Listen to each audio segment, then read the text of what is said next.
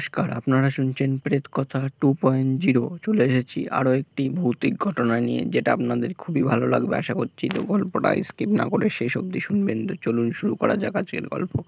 আজকের গল্প একটি বাড়িকে নিয়ে। গল্পটার নাম হচ্ছে অভিশপ্ত বাড়ি। গ্রামের দূর দূরান্ত পর্যন্ত ফাঁকা। গ্রামের অন্য এক প্রান্তে দাঁড়িয়ে আছে পুরনো একটা অট্টালিকা, তার নাম চৌধুরী বাড়ি। গ্রামটার নাম চৌধুরী নগর। প্রায় 100 বছরের পুরনো এই চৌধুরী বাড়ি। গ্রামের লোকেরা মনে করে সূর্য ডোবার পর সেখানে যাওয়া মানে মৃত্যু ডেকে আনা। চৌধুরী পরিবারের শেষ প্রজন্মের মানুষ দীনেশ চৌধুরী হঠাৎ এক রাতে রহস্যজনকভাবে মারা যান। তারপর থেকেই বাড়িটি অন্ধকারে নিমজ্জিত হয়। রাত হলেই ভিতর থেকে করুণ আর্তনাদ, কারো কান্নার শব্দ ভেসে আসতে থাকে। কেউ কাছে গেলেই যেন ঠান্ডা হাওয়া হাড়ের ভিতর ঢুকে যায়। শুভম শহর থেকে আসা এক তরুণ, লোকজনের কথায় কান না দিয়ে সেই বাড়িতে ওঠে। গ্রামের জমি কিনে সে নতুন ব্যবসা শুরু করতে চেয়েছিল। সবাই সাবধান করলেও সে শুধু হেসে উড়িয়ে দেয় গুজব বলে। প্রথম রাতেই ঘরের দেয়ালে ঝুলে থাকা আয়নায় সে নিজের প্রতিবিম্বকে অদ্ভুতভাবে বিকৃত হতে দেখে। আয়নায় তার চোখ লাল হয়ে যায়, অথচ আসল শরীরে কিছু নেই। বিদ্যুৎ চলে যায় আর ঘরের ভেতর নিস্তব্ধতা নেমে আসে। হঠাৎ যেন করিডোর দিয়ে কারো হাঁটার শব্দ ভেসে আছে। ঠক ঠক ঠক। শুভম দরজা খুলে দেখলো করিডোর ফাঁকা, কিন্তু ভিজে কাদার মতো পায়ের ছাপ পড়েছে মেঝেতে।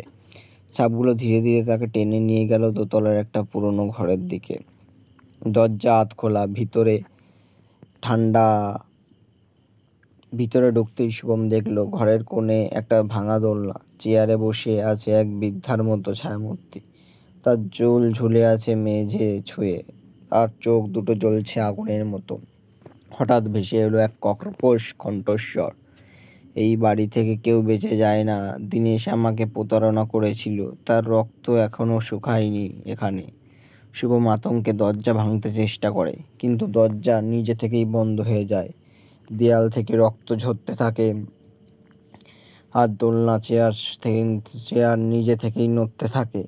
সে অজ্ঞান হয়ে পড়ে যায়। পরদিন সকালে গ্রামবাসীরা তাকে বাড়ির বারান্দায় অচেতন অবস্থায় খুঁজে পায়। শুভম কিছুই মনে করতে পারে না, শুধু বারবার বলে ওঠে, ওরা এখনো ওখানেই আছে, আয়নার ভেতর থেকে তাকিয়ে আছে। আজও সেই চৌধুরী বাড়ি অন্ধকারে ঢাকা পড়ে আছে। কেউ আর সাহস করে ভিতরে যায় না। রাতে শুধু দূর থেকে শোনা যায় দোলনা, চেয়ারের কর্কশ শব্দ আর ভয়ঙ্কর আর্তনাদ, কান্নার শব্দ। তো গল্পটি আজকে এখানেই শেষ হলো। গল্পটা আপনাদের কেমন লাগলো অবশ্যই কমেন্ট করে জানাবেন। গল্পটা যদি ভালো লাগে একটি করে লাইক, কমেন্ট এবং সাবস্ক্রাইব করে দেবেন, এবং বন্ধুদের কাছে শেয়ার করতে ভুলবেন না। আর আপনারা যদি আমাদেরকে আপনাদের কোনো ঘটনা বা গল্প বলতে চান, তো সেটা আমাদের সাথে কমেন্ট বক্সে যোগাযোগ করবেন। এখানেই শেষ হচ্ছে, আবার পরবর্তী ভিডিওতে দেখা হচ্ছে। ধন্যবাদ।